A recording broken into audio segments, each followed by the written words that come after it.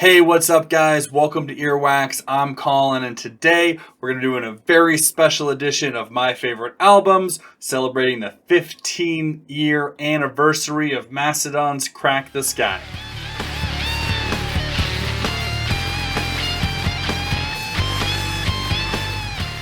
Alright guys, so welcome back to another edition of my favorite albums. This one's going to be a little bit different because not only are we going over probably one of the greatest metal albums in history, but it's the 15-year anniversary. I've got the 15-year anniversary repress, remaster, deluxe edition, whatever you want to call it. I did not get the collector's edition. That came with a bunch more stuff.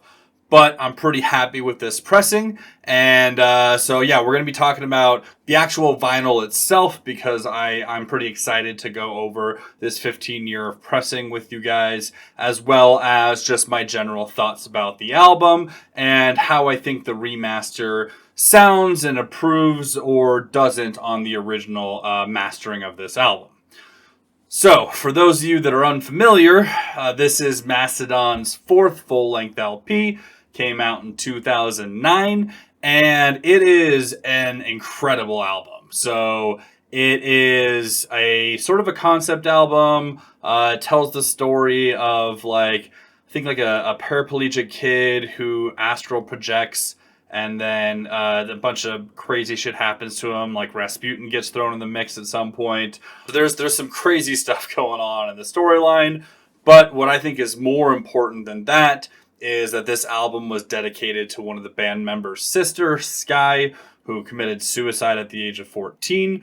Specifically, the song Crack the Skye, I know, was dedicated to her. Definitely some heavy source material in the lyrical content of this album. But before we get into how the mastering sounds and how my overall thoughts about the album, let's talk about the pressing. So first off, the album cover for this, I think, is one of the most iconic album covers in all of metal. I absolutely love this cover. I think it's so cool. You've got these, again, kind of continuing on with the Rasputin, the Russian Tsar theme. You've got the sky in the background that kind of has a humanoid shape to it, at least in the space in the middle. You've got this really cool kind of bear down here at the bottom on a planet. And yeah, just overall, I think it's such a gorgeous album cover. On the back, you've got this geometric pattern. Sure, it has something to do with the occult. I think it ties in pretty well. You've got track listing over here, as well as kind of differentiating what's on both LPs that they give you. So the first one is just the regular album that's been remastered, and then the second LP in this is the instrumentals, which I am pretty stoked to have. Open it up, and you've got just one of the coolest inner sleeves artwork I've ever seen. I mean, it's just absolutely gorgeous. I love what they did just with the art for this album all over. Then you've got the records themselves. So Crack the Skye, continuing on with that theme. We've got Sky Blue Records. That's on both the regular LP and the instrumental. And then we've got this insert. It's got lyrics on one side, and then some credits and more stuff on the other side. I'm sure they did something a little bit better for the deluxe edition, just for the collector's edition or whatever they were calling it. For this edition, I did wish they had some sort of booklet or something a little bit more, but that's what you get when you go with the cheaper of the two options when they do an anniversary pressing. But yeah, absolutely gorgeous, and it sounds phenomenal too. I just played it. I do have a couple things about the remaster and what they did to it, but we'll get into that in a sec. But as far as just the actual pressing and the packaging and all that goes, I think this is incredible. It's an A+ for me. The artwork, the way that it sounds, the high quality inner sleeves. I mean, it's definitely what you want with an anniversary pressing.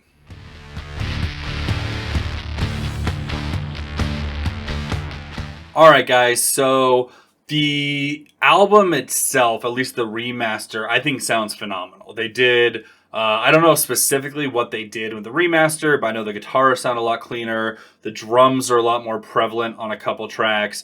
My only issue is there's a few songs where the vocals are pretty, I don't want to say low, but they are very like pushed to the back compared to some of the instrumentals, which I understand is an intentional thing for at least a couple tracks.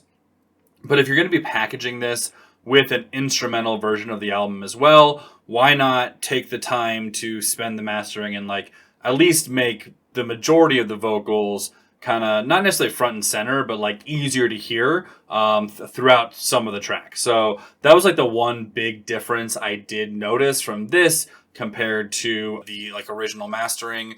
Now, again, there's definitely some tracks where the vocals are intended to be softer and a little bit more muted, and that wasn't like a drastic change. There was just a couple other ones that I like distinctly remember the vocals being a little bit clearer and louder and more towards the front of the mix. Where on this remaster they do seem a little bit more subdued. Outside of that, though, it sounds incredible. There's a crispness to the guitar work. They're super, super, super clear with some of the bass and the drums and just the whole rhythm section throughout this album has always been one of my favorite things about it. So I like that they kind of sharpened that up a little bit. Outside of that, though, it's a good quality pressing for sure. As far as the album goes, so if you're not familiar with this album, it is, in my opinion, one of the greatest prog, not just prog metal albums of all time, but prog rock albums of all time. If you're, not super familiar with the lore of it, the guys from Mastodon, they wanted to do something a little bit different. They had always been fairly proggy in their albums, but this is the first time they went in with the intention of like really making a prog album. And I know a few of the band members were listening to like arguably two of the greatest prog albums of all time, in The Court of the Crimson King by King Crimson and Animals by Pink Floyd, to get inspiration for this album. And man, you could hear it, especially on like the back half, the last couple tracks of Crack the Skye, and specifically The Last Baron. Like The Last Baron is just one of the greatest prog rock songs ever written, that also just happens to be metal. Now, honestly, this album front to back is just so good. There's only 8 tracks. Starts off with a track called Oblivion, which is a nice, like, kind of little warm-up intro to the album. My favorite songs are The Last Baron, as well as Quintessence. And yeah, man, I mean, some of the guitar tones they're able to reach on this album have been repeated so much since. They're definitely, they weren't the first to use some of these tones, but, like, they just did it so well, and the way that they progressed, and I'm a little tongue in cheek considering we're talking about a progressive metal album, but the way the album progresses from like first couple tracks are pretty straightforward, like stoner metal, kind of alt metal tracks, and then it just progressively gets more and more intricate. The time signatures start getting a little bit more off. The guitar work starts getting a little bit more chaotic. The vocals start getting a little bit more chaotic and ethereal even at some points. And it culminates in such an amazing experience. The soaring, just like atmospheric levels they're able to get some of these guitar tones is just incredible. Like I said, the drums stay consistent. They're pounding. They're like, especially towards the end, they're one of the things that really keep this album grounded. The vocals are, range from just straight up like kind of alt metal to, some screaming to some, again, more, like I was saying, ethereal, sort of airy, croning vocals. Like the lyrical content to this is insane. Like I cannot speak high enough about this album. I've always liked Mastodon. And obviously, like Leviathan is very close after this, and a couple of their like later albums as well. But they were never someone that I really got super into until I first heard this album. And to be 100% honest, I did not listen to this album when it first came out. Someone showed me Mastodon. They showed me specifically Leviathan when I was in college, so like 2011, 2012. So a few years after this album came out. And then I eventually, being a huge prog rock fan, found my way to this album, and it has been, to this day, my absolute favorite. I will still, throw on other Mastodon albums, but I always find myself coming back to this one when I'm in the mood to listen to Mastodon. It's absolutely incredible. I'm super stoked that the 15th anniversary pressing is out. Go check this album out if you haven't listened to it yet.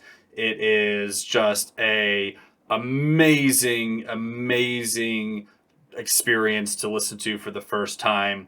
And it's, if I could go back and erase my memory of listening to this album and then do it all over again, I would do that a million times over. Solid A+ for me. The pressing's fantastic. Happy 15th anniversary to Crack the Skye. And as always, I'll talk to you guys later. Peace.